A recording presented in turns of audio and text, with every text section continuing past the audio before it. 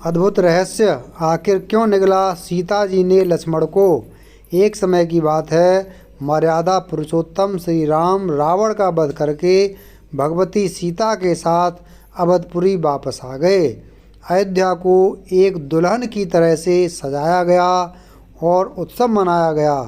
उत्सव मनाया जा रहा था, तभी सीता जी को यह ख्याल आया कि वनवास जाने से पूर्व माँ सरयू से वादा किया था कि अगर पुनः अपने पति और देवर के साथ सकुशल अवधपुरी वापस आऊँगी तो आपकी विधिवत रूप से पूजन अर्चन करूँगी।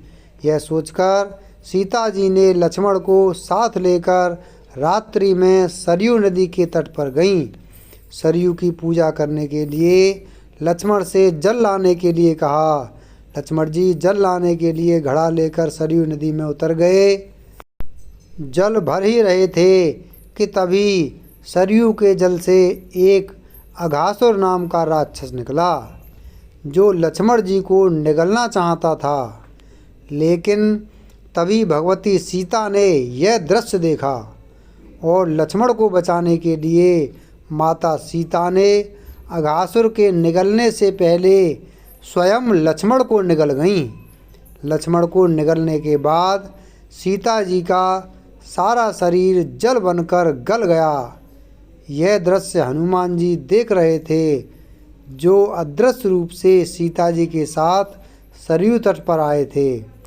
उस तन रूपी जल को श्री हनुमान जी घड़े में भरकर भगवान श्री राम के सम्मुख लाए और सारी घटना कैसे घटी यह बात हनुमान जी ने श्री राम जी से बताई।